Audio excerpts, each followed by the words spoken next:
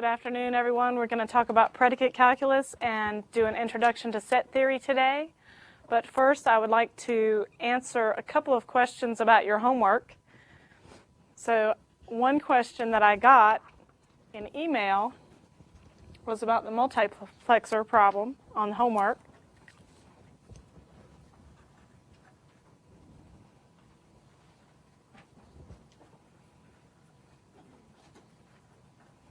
If I have two control bits and 4 input bits, then how large will the truth table be for that? It would be 64 rows. How many people would like to make 64 rows in a truth table? No one. So what you should do is think about what the output for the multiplexer should be without having to write the truth table. Does that make sense? Okay, it makes sense that you would want to do that because you don't want to make a truth table.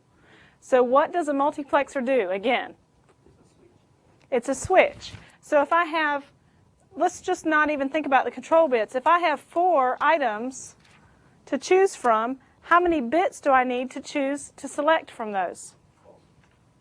How many control bits would I need to choose which one? Two. For a 2-input multiplexer, I would need just 1 bit to select between 0 and 1. The 0 was for the first one, and the 1 was for the second one. If I have 4, I need 2 bits to select them, right? Yes. So I have a low-order bit and a high-order bit. Okay, so when I write C1, C0 on the homework, I know it was confusing because we've used times to stand for and, but I did not mean and on the homework. I meant C1 followed by C0 as 2 bits, a bit string. Okay, so all the possibilities for C1 and C0 are what?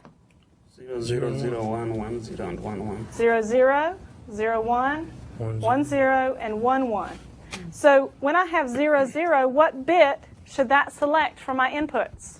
0. X0. How about 0, 1?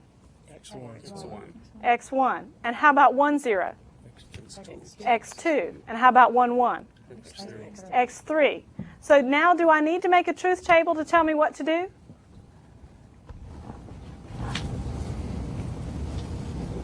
No. No? Why don't I need a truth table now? Because I know exactly when all the 1s occur, right? Yeah. So a 1 occurs in which case? If I have 0, 0 for the control bits, I get a 1 when what?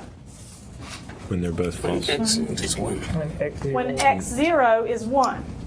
So one of my min terms for my function ought to be C1 is false, C0 is false, and x0 is true. Right? Right. Is that enough of a hint? Yep. Okay. So you can think logically about functions. You don't have to make a 64-row truth table. You can think about when you want it to be true and just write down the situation for all the inputs when you want it to be true.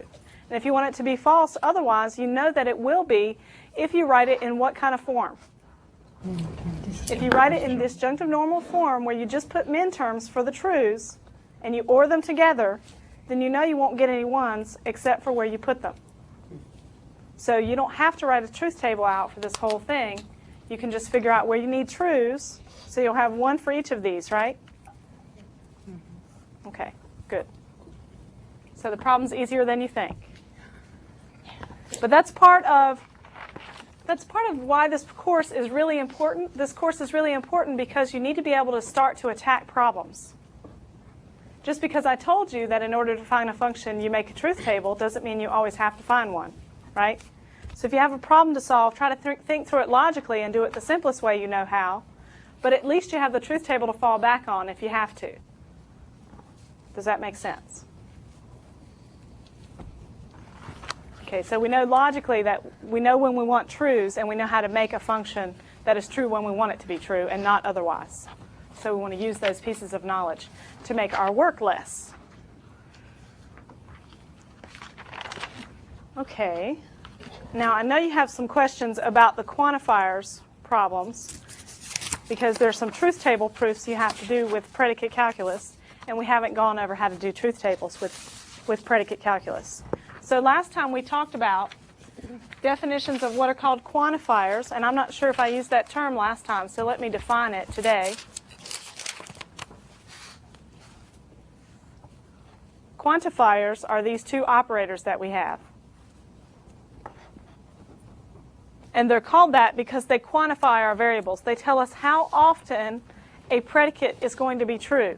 And this is important. How often is a predicate true? That's what they tell us. So that's how we're going to start to make truth tables with quantifiers. We're going to write down how often the predicate is true in order for us to figure out when a for all or there exists is true. Okay, so for an example, let's make an example for this class. And I'm going to say R of X equals that person X is wearing red.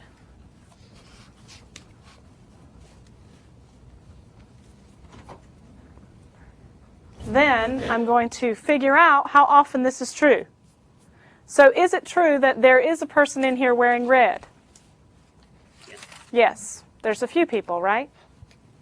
So there is a person who's wearing red.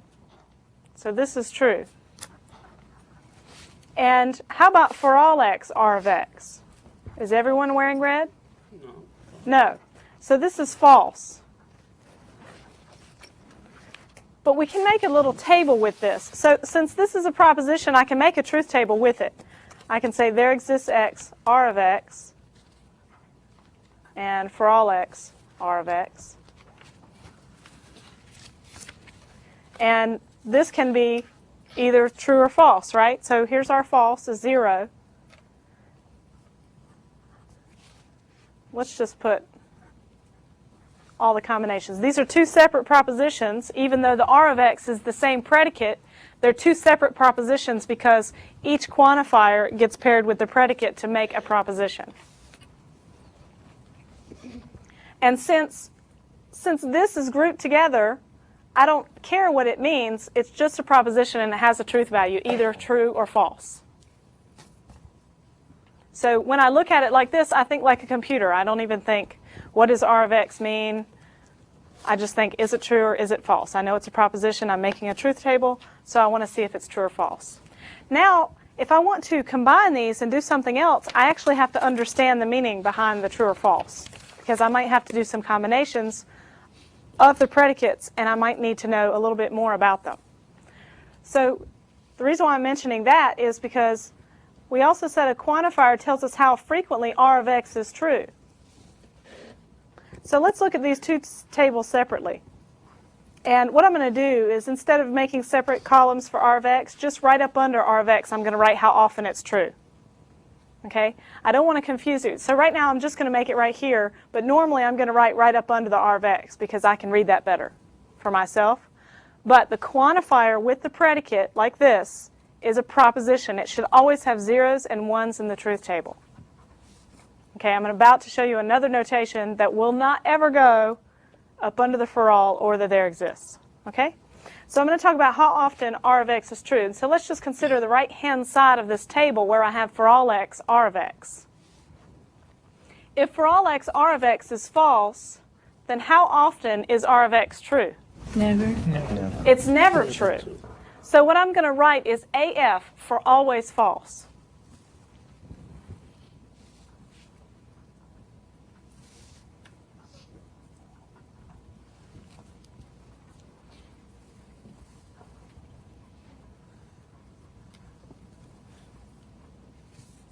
Let me zoom in on that.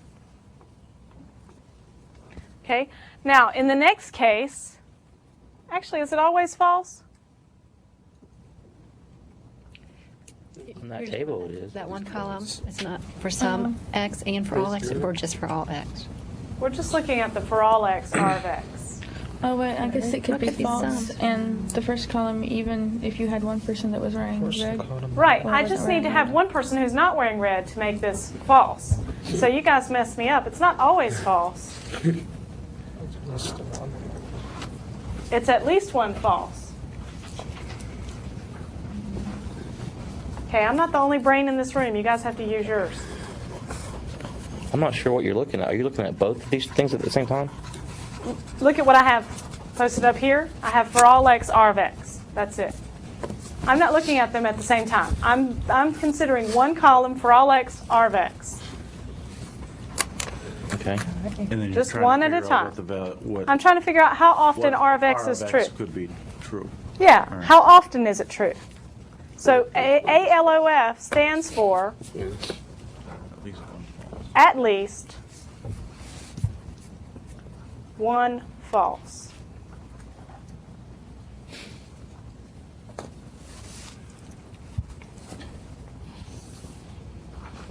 All right, I'm going to make you guys feel better. Whole new sheet of paper. You're way up. Oh, wrong way. Okay, this is a new piece of paper. Just so you don't get confused, I'm just doing two things. I'm looking at for all x, r of x. It's either true or false. I'm going to try to figure out how often r of x is true. In the first case, I said that r of x, if for all x, r of x is false, then I have to have at least one person, at least one x, that makes r of x false in order to make for all false. But that's all I need, right? I just need one. So I'm not wearing any red, okay? So I can make this thing false all by myself. I don't need any help. So at least one false is what I'll put here. Why do you think I'm making this table? So that says at least one person. Okay, that makes for all of r of x, that's false when at least one is red. Is that what that's saying? If I have the statement for all x, r of x, which means everyone's wearing a red shirt, I'm trying to figure out how many people are wearing red shirts. I have that statement, and in this case, it says that that statement is false. All right. So if you have to prove to me that it's Okay. false, how many things do you have to show me? That's what I'm writing down. I just have to show you at least one false for r of x, which means I just have to show you someone who's not wearing red to prove to you that for all x, r of x is false. Why would I make a table like this? So you can figure out your range of truths. Right, so I can figure out how often is r of x true. Because I might need to know that when I'm combining for all x, r of x with some other proposition. Right? If I wanted to figure out if everyone was wearing red and everyone had a tooth cavity, I would need to know how often are people wearing red. And I would have to know how often do people have cavities, and then I would have to combine them to figure it out. So I have to be able to understand what the quantifier really tells me. Okay? So in this case, if I say for all x, r of x is true, then that tells me how many people are wearing red shirts or wearing red. Everyone, so all of the r's are true, right? So r of Tiffany would be true, right? R of everybody. Judd is sitting up here would be true. Okay? So all of them would be true. So all true is what I would write in the table. AT for all, true, or always true.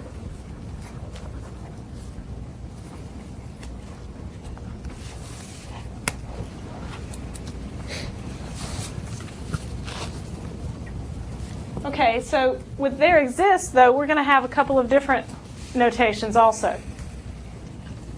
So for all, we know that if I have a 1 under a for all, that means that all of the statements on the inside are always true no matter what the input is. Right? And I just need 1 to be false to make the for all false. Now let's look at if there exists and see what happens to the truth table then.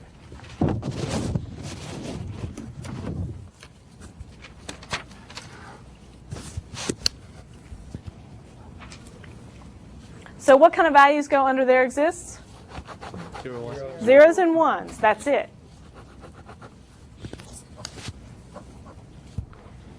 Now, if there exists x, r of x is false, that means there is no one who is wearing red. Right? So how often is r of x true or false? Always false. It's never true, so it's always false. So here I would write AF to remind me that this is always false. So no matter what I plug in for x, it's going to be false. In this case, how many r's do I need to be true to make there exists x, r of x true? One. Just one. So at least one true is what I have. So this will be at least one true.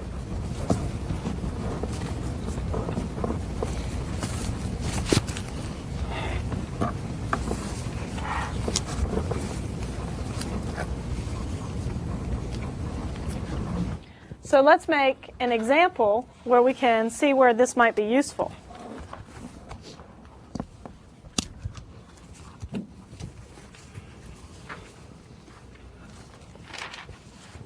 We had the statement the last time that was a little confusing for some people. We had there exists x, p of x, and for all x, p of x implies q of x. All of that logically implied there exists x, q of x. Okay, we're going to do a truth table proof for this.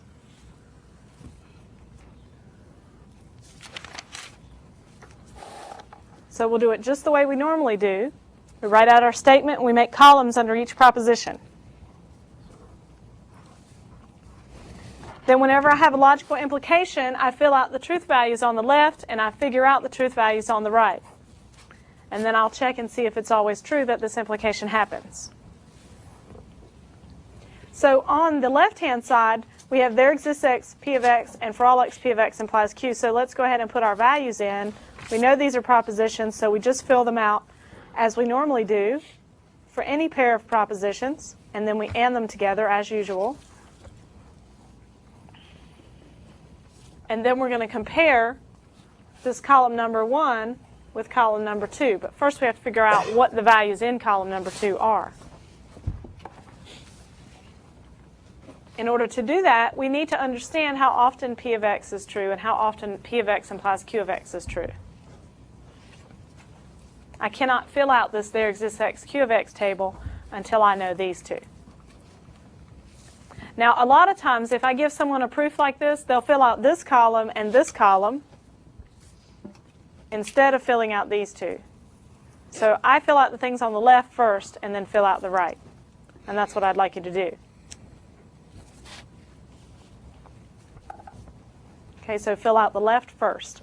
Now on this side, right up under, as I told you before, right up under the p of x, I'm going to write how often it's true. Okay, so please don't get confused. Please make a note in your notes that when I write up under here, it doesn't go with the there exists. It's just telling me how frequently p of x is true. I'm going to make little notes to myself next to the truth values. But a there exists x, p of x is always a proposition. It's always either true or false. So as we said before, there exists x, p of x is going to be true when there's at least one true. And if it's false, they're all false, right? So there exists x, p of x is false, so p of x's are always false in that case. And the same thing in this 0. And for this 1, I get at least one true. And for that one, I get at least one true. And you'll be able to just write these down when you get used to what there exists and for all are. But right now, you'll just think through the process of, okay, when there exists x, p of x is false, then how many p's of x's are false? So in this first case, I have a for all, and then I'm going to consider this whole statement, because that's what the for all applies to, because that tells me how often that statement is going to be true. If for all x is false, then there's at least one false for this statement on the inside, because that's all it takes to make a for all false.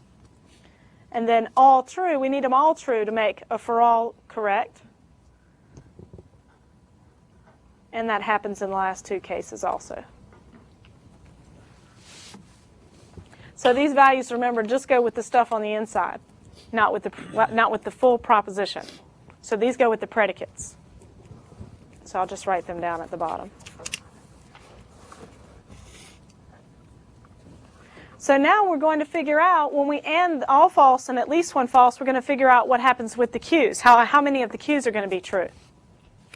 Okay? So if I AND an all false with at least one false, we have to remember how ANDs work. ANDs work by preserving falses, right?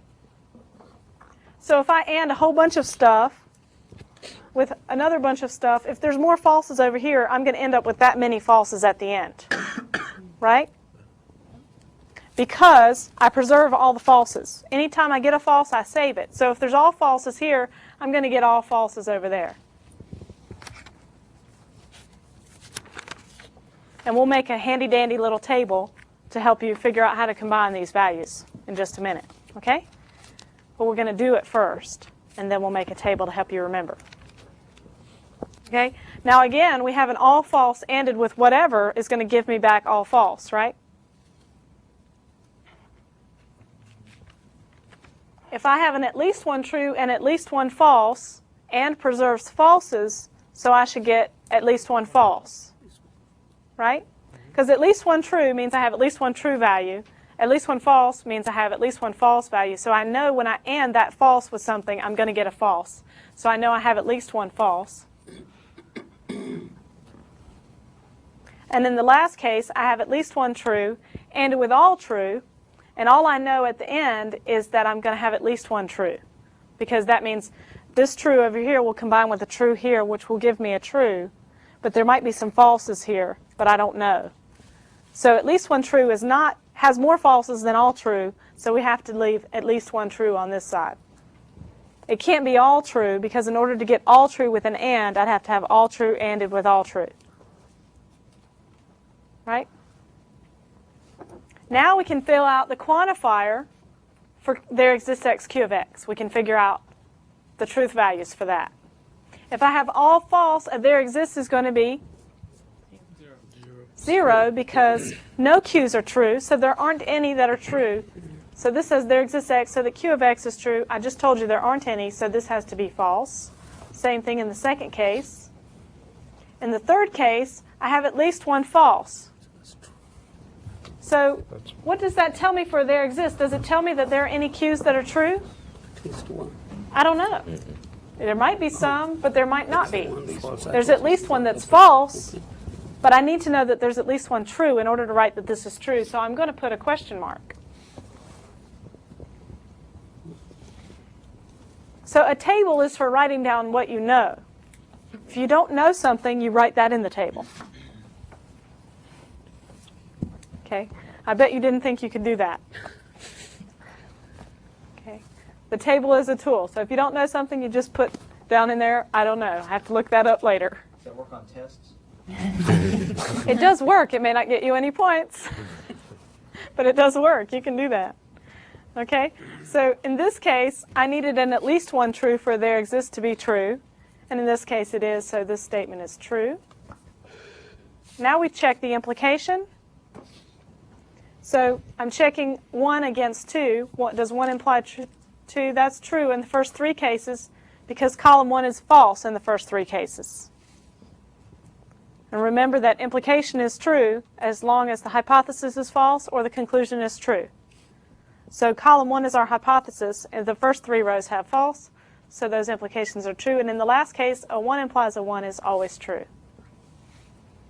So we've just proved this was modus ponens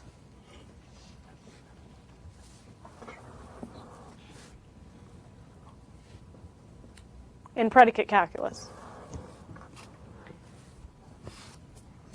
How did you come up with the question mark, the one for question mark? How did you get it to be 1?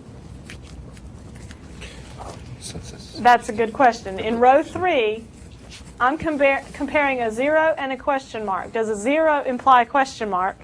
And then how do I figure out whether that's true or not?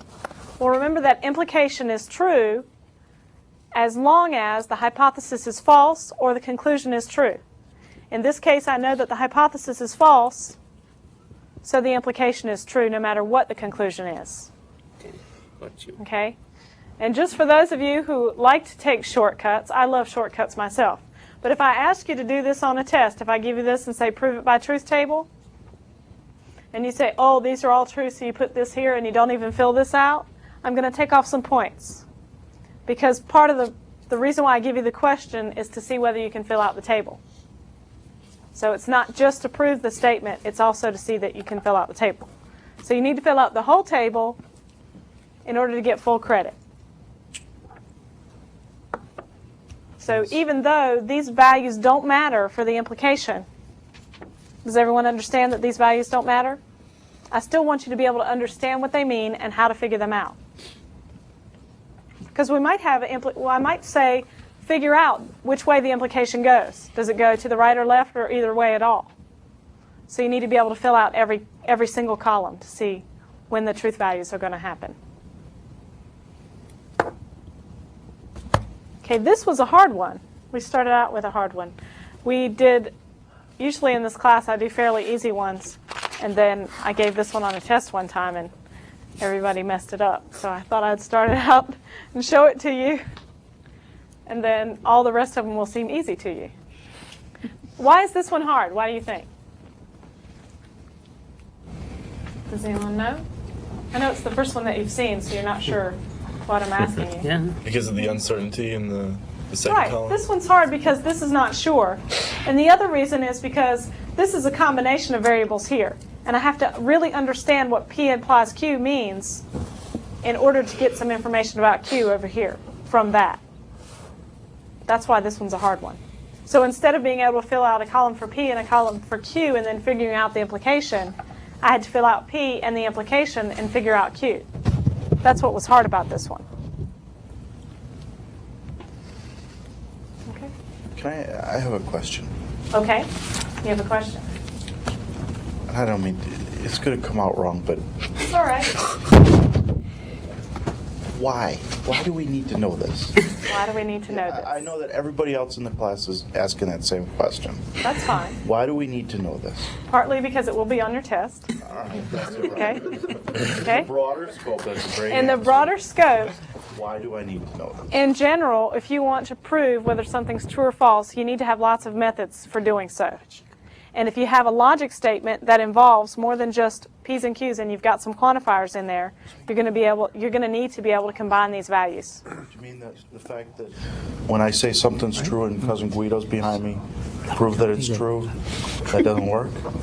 Well, it's going to work Think of very large if unless you have someone even larger than your cousin behind you that you have to prove it to. Okay? I'm not buying this, but Okay, the other reason why we're doing this truth table is because pretend that you're doing a proof, a logic proof, and you've got these kind of statements in it. And you want to use modus ponens, and just like you just can't even believe, but you're not sure whether you can or not. So you make a truth table to figure out whether modus ponens still works. This is modus ponens, P of X. If I know P, and I know P implies Q, then I know Q is true. But with the quantifiers, I wasn't sure whether they would go together or not, or how I should make the quantifiers. So this truth table will help me figure that out. And you're sitting there going, I'm never going to make proofs like that. If you take artificial intelligence, you'll do quite a bit of this kind of stuff, quite a lot. So if you're interested in artificial intelligence at all, this is very important because this is the basics, as I've told you, of building artificial brains and logic engines and things that can reason. So these are basics of mathematics, and also the practice and torture of this will make all the rest of the course seem that much more fun.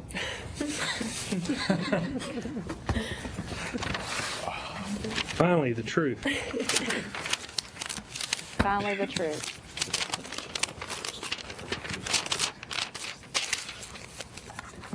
It's good stuff for you to know. It's good for you. In fact, actually, it's very good practice in applying definitions. Really. Applying definitions is the most important tool that you can use in mathematics or science. Does everyone know that already? you cannot solve a problem until you can define the problem, right? So in this case, even if you never ever use quantifiers again, you're getting good practice in saying, going back to the definition, what is the definition? According to the definition, I can derive this being true. So that's the kind of skills that you really need in any kind of problem solving. So these kind of things are going to be good for that. You're not happy, I know. You'll be all right. I promise you'll be fine. It'll be over soon. Helps them break down a bunch of small. Do you remember in calculus? Yes.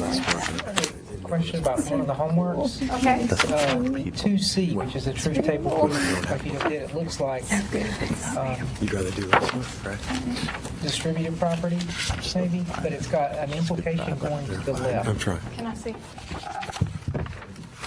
Yeah, so if it has an implication going to the left, then that means that, well, still in this case, I'd like you to fill out the P of X and Q of X and figure out the values and then just check the implication. Just gonna do it in reverse. Yeah, it doesn't matter which one you fill out because P of X, if I know P of X and Q of X is true, then I know P is true and Q is true, right? So this one's kind of a simple case. But in this case, you fill out the values on the left and then figure out the value on the right and then figure out the implication. So let me write this on the board so everybody knows what I'm talking about.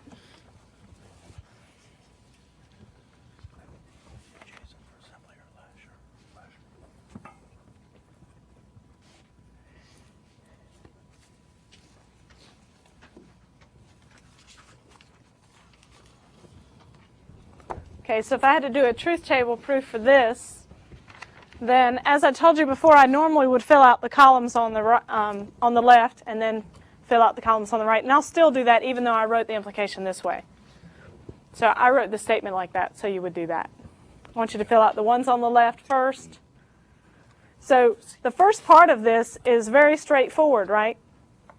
I should always be able to fill out my truth values like this and combine the logical propositions with an and. And then I'll figure out how often these are true.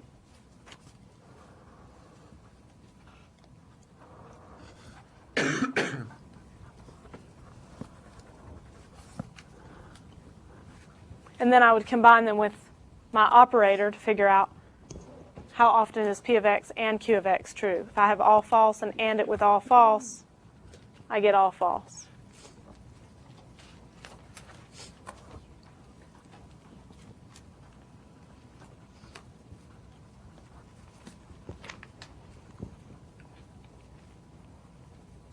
And then I would just continue filling out the truth table like I normally do.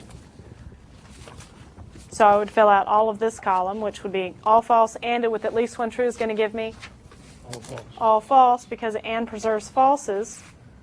And the same case here. And in the last case, that's the tricky one on this problem. If I have at least one true and it with at least one true, what do I get? At least one true. Question? Trick question. Don't know. Don't know.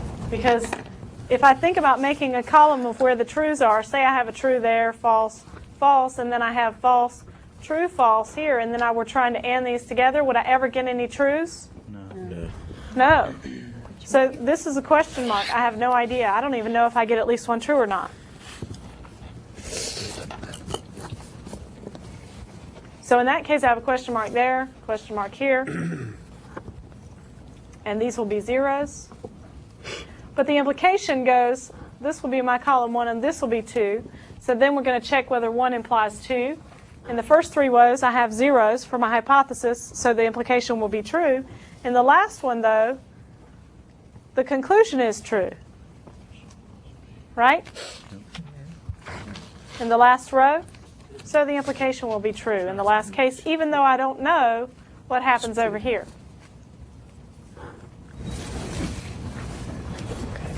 Alternatively, if I had filled out this table first, I would know what happened over here, but I wouldn't necessarily know what happened in all the zero cases because I wouldn't have all of those. You could try it both ways.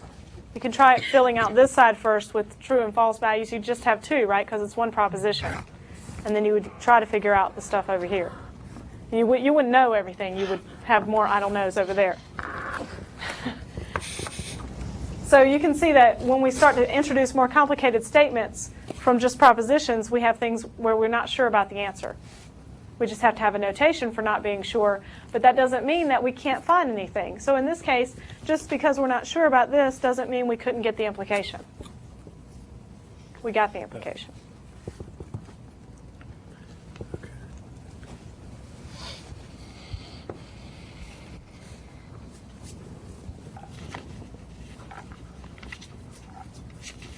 Are our tests open note? No. Your tests are not open note, but I will give you the rule sheets. I'll give you another copy of the the axiom list that you have. So you'll have that.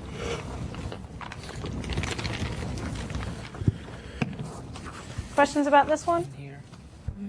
This looks kind of like the distributive law for regular propositions, but it doesn't work that way because it's not an equivalent, a logical equivalence. It's an implication. It only goes one way. It's not exactly distributive. It's kind of like, it's like simplification, really, because I have P of X and Q of X implies each one of these, really. That's what simplification does. So we really have simplification here. That's what this rule is. Because if I know there's something so that P of X and Q of X are both true, then I know that P of X is true sometimes and Q of X is true sometimes.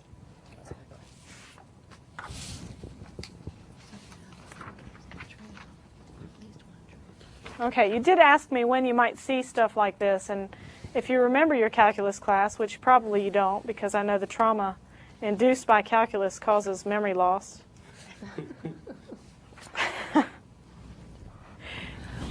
This is in your notes in packet 2, which is online. And if you remember, you had a function f is continuous if blah, blah, blah, and you hate those Epsilon-Delta Proofs, right? Does anybody remember those?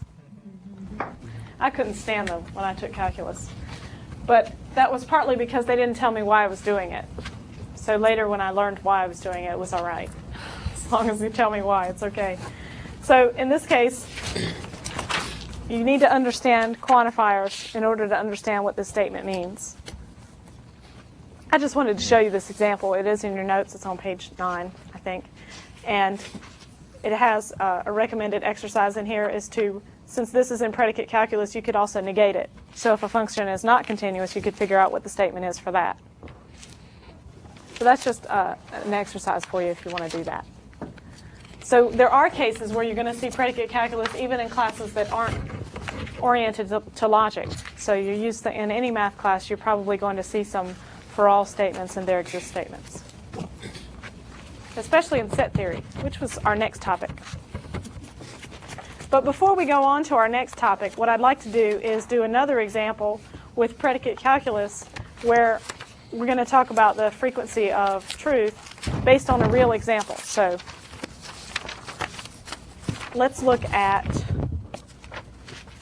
X exclusive or Y. Zoom out. Thank you. Thank you. These labels drive me nuts. You know, the labels on these things say tele and wide. And I never can figure out which ones zoom out and which ones zoom in. I wish they would just say zoom out, zoom in. So if I have X exclusive or Y, and we remember that that was true if X is true or Y is true, but not if both of them are true. That was exclusive or when true when either one of them is true, but not both. So let's look at some statements about this, where we combine our quantifiers.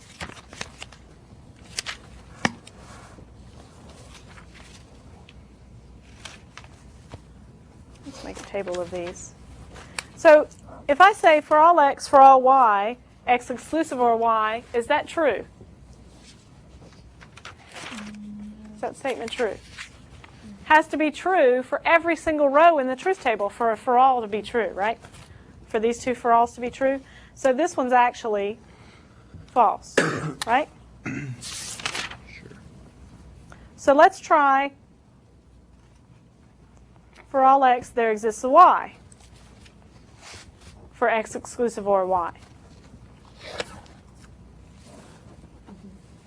So how many x values are there? There are 2, true and false. So remember that I said for all, I read as for each. I say for each x value, I can find a y value so that x exclusive or y is true. So when x is 0, I need to find a y, and when x is 1, I need to find a y in order to make this statement true. So let's try it out. So I'm going to write it down, x equals 0 and x equals 1. I'm going to try to find a y value for each of these. So again, this is for each x, I can find a y that makes, for all x, there exists a y, x exclusive or y true. So when x is 0, what's a y value that makes, for all x, there exists a y? What makes x exclusive or y true? 1. So if y is 1, then the exclusive or is going to be true. Now, I have to have every single one of these, I have to be able to find a y in order to make the statement true. So let's hope that the next one we can too. When x is true, y has to be what? 0. False in order for the statement to be true, x exclusive or y. And I could, for every single x value, I could find a y value that made it true. So this statement will be true. For all x, there exists a y is true.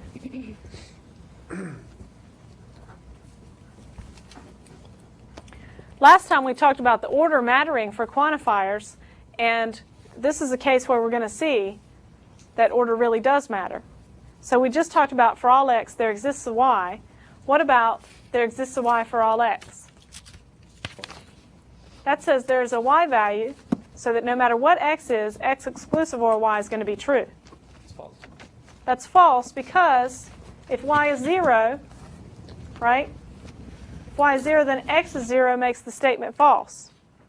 So it doesn't work. So y equals 0, x equals 0 is false, right? And if y were equal to 1, then x equals 1 makes it false. So I can't pick any y value and have it be true for all the x's. So this one is false, or 0.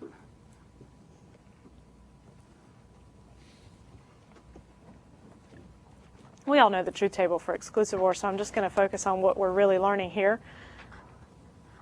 Now if I reverse and I talk about for every y I can find an x value that makes exclusive or true, then I have to make a table with all the y's and make sure that there's an x that goes with each one of them. So when y equals 0, I have to find an x value, and when y equals 1, I have to find an x value.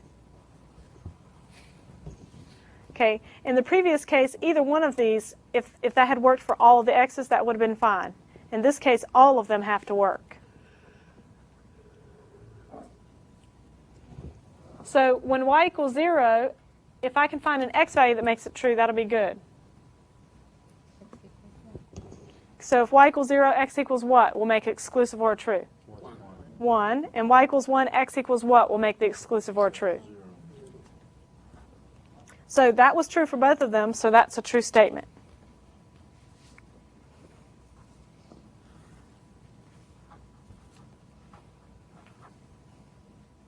Now, let's see if there's an x value that will make it the statement true no matter what y is. What do you think? Probably not. Now, the reason why I would reason to myself that I couldn't find one because x exclusive or y depends on both variables. If one of them is put in there, the other one has to be the opposite in order for the statement to be true. So I can't just stick an x value in there and have it work for all the y's, because the x value has to be the opposite of the y in order to make the statement true. So they're not independent variables, so this isn't going to work. So x equals 0 won't work because when y equals 0, the statement would be false, and x equals 1 won't work because when y equals 1, the statement will be false. So this is false. And we have one last case, which is pretty easy. There exists an x and there exists a y that makes exclusive or true. Is that true? Yes. Yeah, I can just write down a case, right? If x equals 0 and y equals 1, that's true.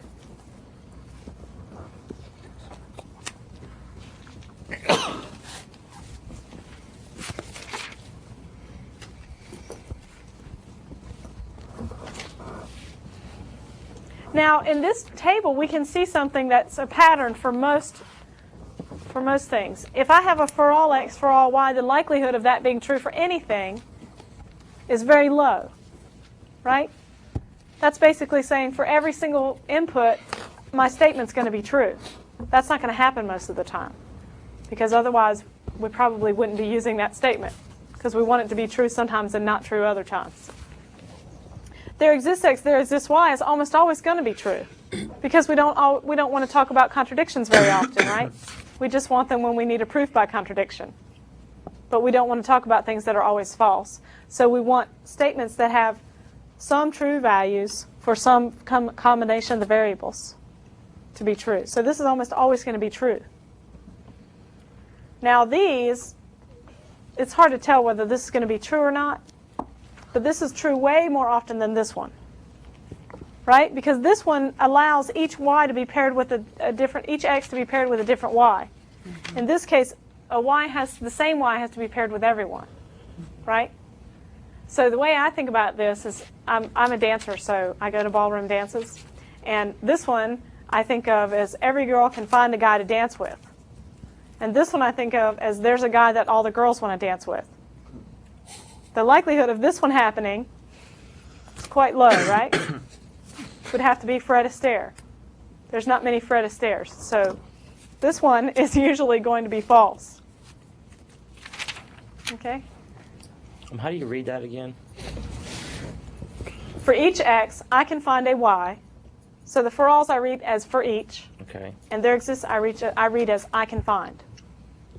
For each x, I can find.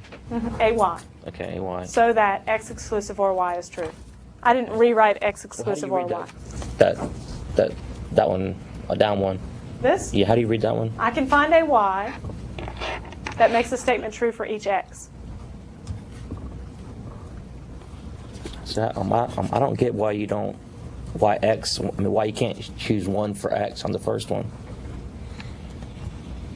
You have y equals 0 and x equals 0, right? In this case, Yeah. is this what you're talking about? In this case, I was trying to say y equals 0 should work for all the x's. So I would have started writing all the x's here to check them, except I immediately found that x equals 0 made it false. So y equals 0 is not going to work in this case. Because if I plug in, let's just think about it. If I plug in x exclusive or 0, do you think that that's always going to be true? No. So how about x exclusive or 1? No. Okay. So no matter what, this statement's not going to be true. And in a similar way, this statement can't be true. That would be just like plugging in 0 or 1 for x. Okay. Right? Yeah, I saw it right off in the other ones, but I just didn't see it. Right. These are complex because the order matters, and it's kind of like you've got two different variables and it's hard to tell. That's why you want to be very careful when you're working with these. So I usually make a table like I just did. If I have a for all x, I write all the x values down and I put a y next to them. If I have a there exists and then a for all, I try each of the values and then I'm going to write down all of them here. Right? If I were making a true full table, I'd put y equals 0, x equals 0, x equals 1. Okay. Y equals 1, x equals 0, x equals 1. And I would check each of those. And if one of them worked, that would be great. And I'd put a 1 right here. But it didn't happen here. Okay. So I immediately found counterexamples, so I went ahead and put false.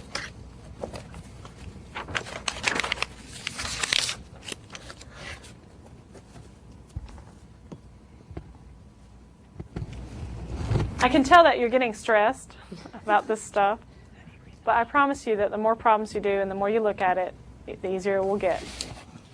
And we do have office hours, and you do have each other to ask, and you do have me and the email and the message board. So please take advantage of everything that we have, and you will figure it out. You're all smart people. Yes? How do you read the very top one Not Very top logical one? People. for each X? Though actually, if I have all for alls, then I think of it as no matter what, this statement's going to be true. Okay. Because all the variables all the time have to make it true. So for each x, and I would think of it as for all combinations of x and y, x exclusive or y would be true. That's how I would read that. So would that be like everyone can find a dance partner, or everyone dances with everyone else? Right. Everyone would like to dance with everyone. That would be an example of a function there. And that almost never is going to be true, right? There's always, I can guarantee you, there's always someone who doesn't want to dance with somebody else. Because that's how people are, right? There might be someone who hasn't had a shower, or you don't know what. You never know. People are amazing. Okay, let's do another example because that's hard stuff. So I'm going to make another table. We'll do a there exists.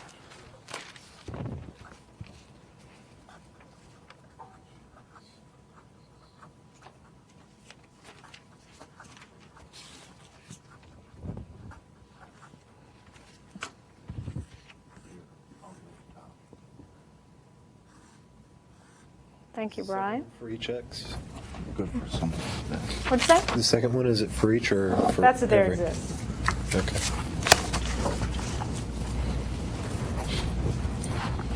This is the order I usually write it in. The last one I put the there exists pair at the bottom. So this is the normal order. So How how we would you write read these. the second one? How would you read the second one? There is a pair of values, x and y. Okay. I can find an x and a y that makes the statement true. Okay, so let's just make up something.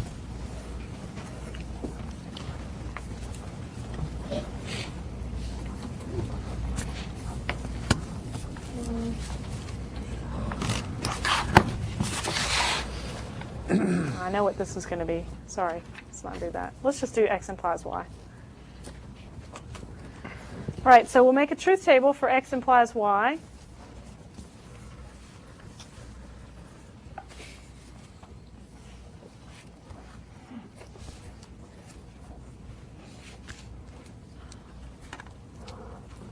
So immediately I can tell the for all is not true because I don't have a tautology, right? It would have to be a tautology in order for the very first one to be true, so this one is false.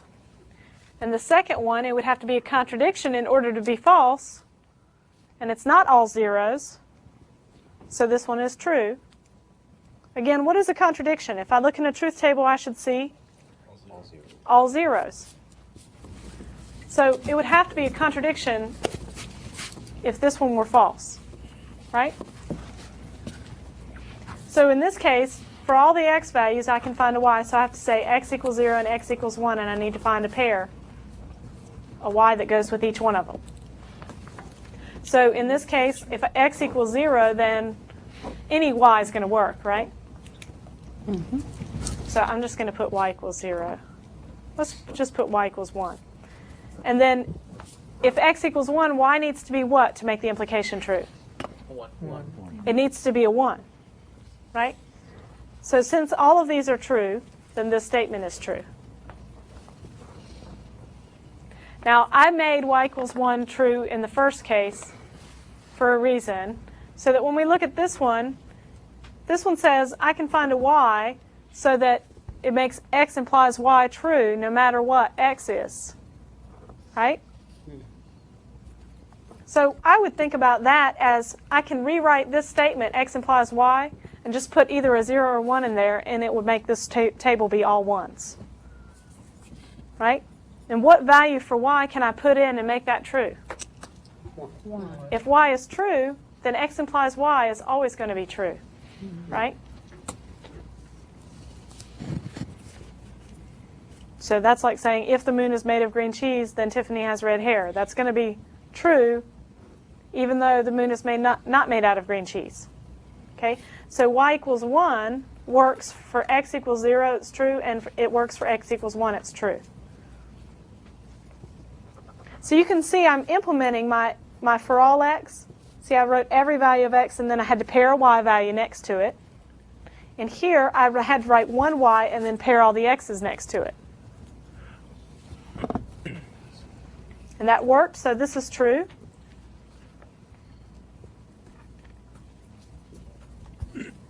Okay, in this case, I need to write all the y values and then find an x value with it, right?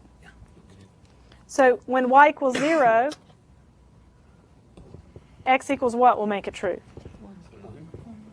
X equals 0 will make the statement true, right? Because I have to check y equals 0 here and here. This one's false, so I better do that one, which means that x is false, right? In this case, y equals 1, I can still use x equals 0, right? And again, I did that on purpose so that I could see that next time I can put x equals 0 out front and have y equals 0 work and y equals 1 both work. So this one is true, and so is this one.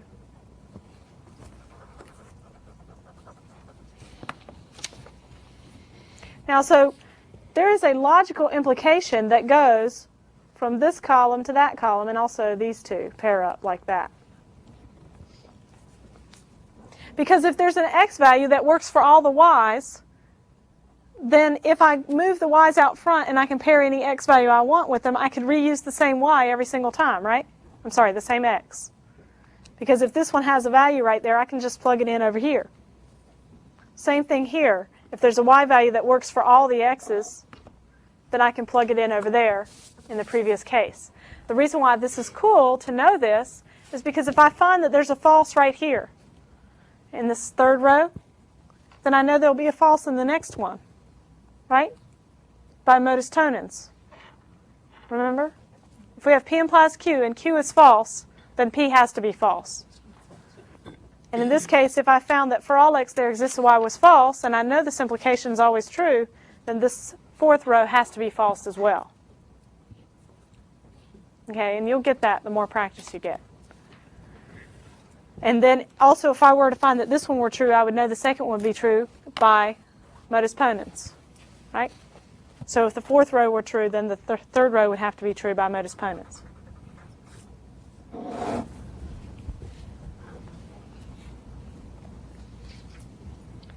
So this example that we just did is on page 10 of your notes in packet 2.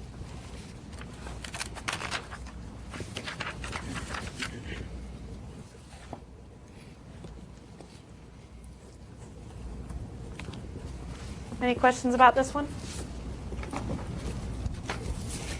So if I had bigger sort of universes for my variables, then I would have to make bigger tables in here, right?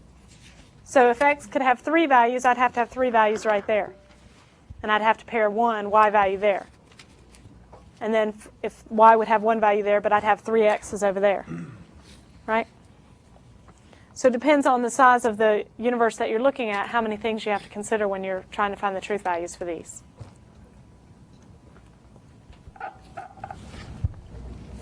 Okay, we use we use predicate calculus for set theory. And I'm going to go ahead and start giving you some definitions for set theory. So I believe I have done some problems that are just like everything you have to do on your homework. So we'll start with some definitions for set theory, because set theory is fun because you get to draw some pictures.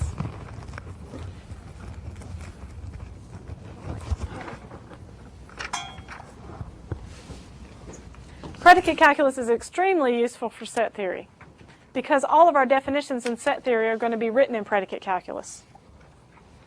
Okay? So set theory, first of all, deals with sets. So a set is a group of objects. And in a set, order doesn't matter.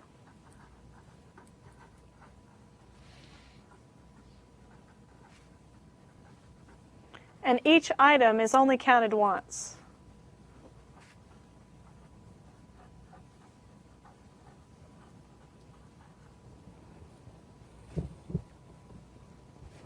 So even, and my set notation is to write a big curly bracket, and then I write the elements of my set, and then I put an end curly brace to tell people that I'm done writing down my set. So how many elements are there in this set? 3. There are 3. So when I talk about the size of a set, then I'm going to use this notation. Like the absolute value sign, the absolute value of a set is the number of elements in that set. So if my set here is called A, then the size of A is 3.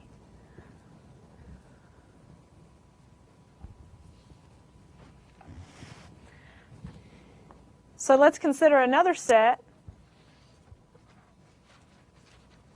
What is the size of B? The size of B is 1. Just because I've written C 3 times doesn't mean it gets to be counted 3 times. It's just one element, so the size is 1. So the size of B is equal to 1. Why don't we use the absolute value?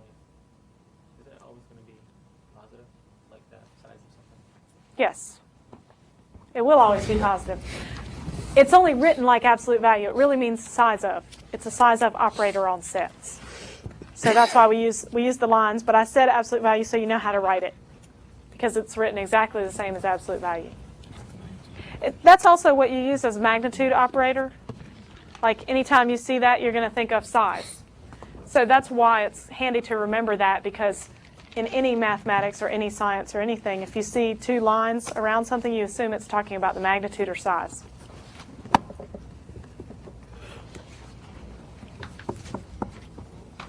Okay, and you might want to do things, special things with sets, like put 2 sets together, right?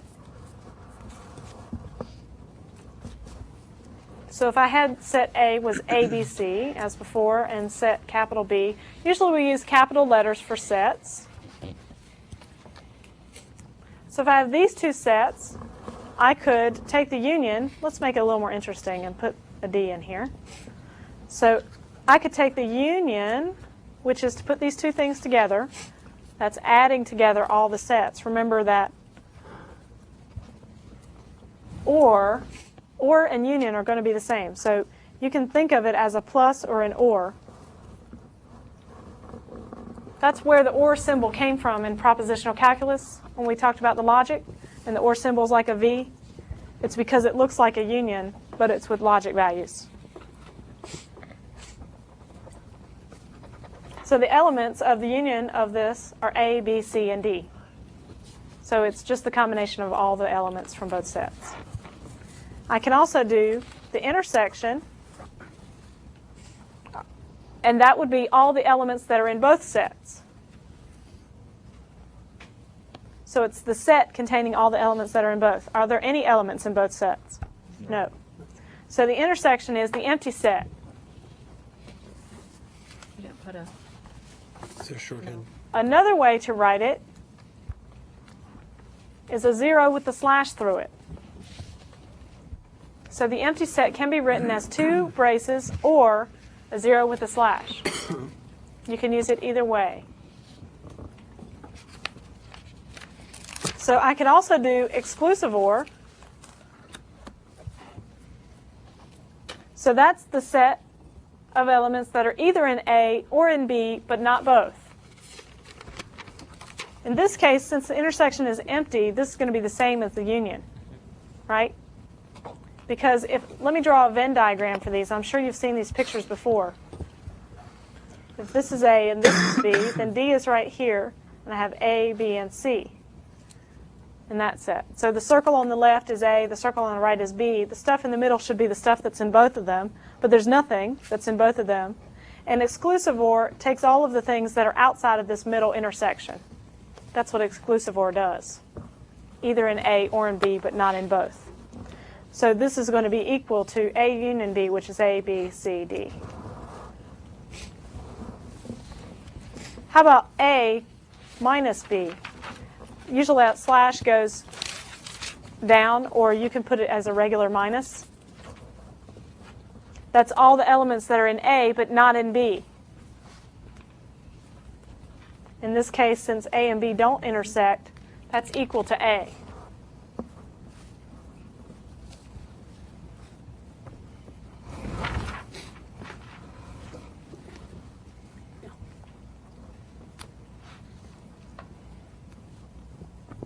So I'll give you some definitions of these.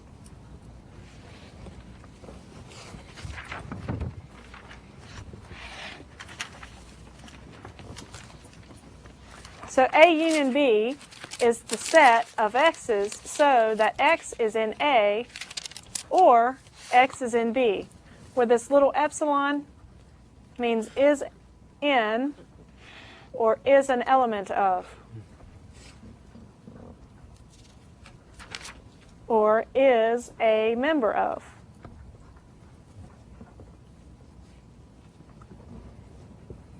and our and symbol is the same as usual, and the or symbol is the same as usual. So for union, we have an or in our propositional calculus definition. This line right here means so that, or such that, either way. Can you use that epsilon with sets? Like, can you say set A is an element of set B? If you have like A, B, and C, and then A, B, C, D, you couldn't? So that's a good question. This is only for element of, and we have another one for subset. So if I write A as a subset of B, then this means is a subset of. So in this case, this little x has to be something that's inside A, but this means that all the things in A must also be in B. So in this case, this looks like this, and this is B. And in this case right here, it looks like that.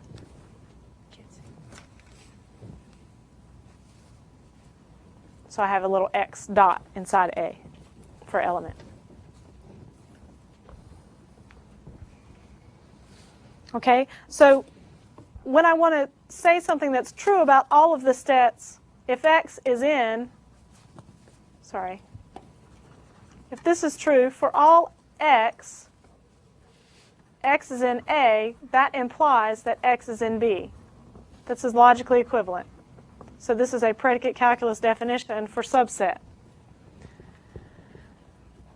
So if A is a subset of B, then for all x, if x is a member of A, then x is a member of B.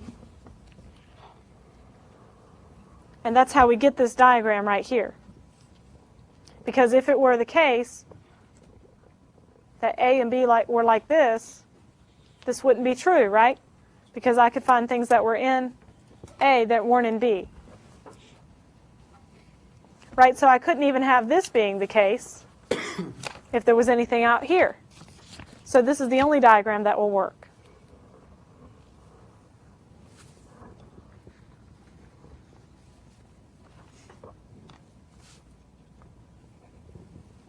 So let's write our definitions for the other kinds of sets that we have. We have A intersect B. We start with curly braces. And we say that that's all the x's so that x is an element of A and x is an element of B.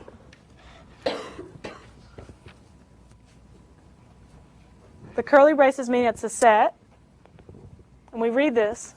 A intersect B is equal to the set of all x so that x is a member of A and x is a member of B.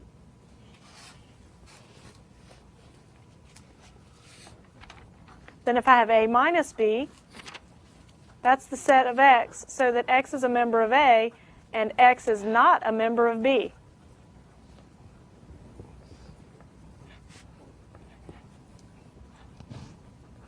I also have exclusive OR. I can define that. It's all the sets x, all the members x, so that x is in A and x is not in B. Or x is not in A and x is in B.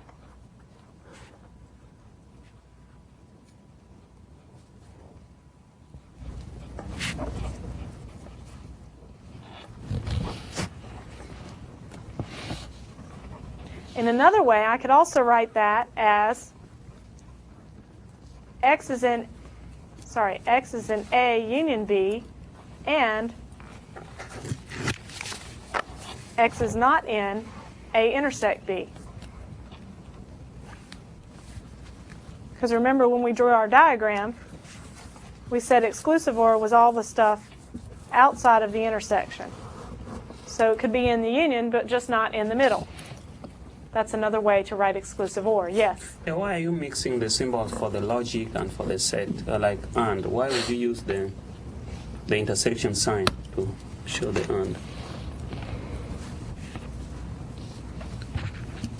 That's a good question. So the question is, why am I combining set theory symbols and logic symbols? The reason is this is a proposition. X is a member of A union B. A union B is a set. So A union B, I have to use the union operator between those because they're sets. Member of makes the whole statement a proposition because it's either true or false, right? X is either in here or it's not. Either X is out here or it's in there somewhere. Right? Yeah. So this is either true or false. So that's a proposition. So I can now AND it with another proposition. So I'm not always putting braces, but there's really... So I'm really not combining things together. I have propositions and I'm combining them, and the propositions inside them have set theory. They have set notation inside them because they're statements about sets.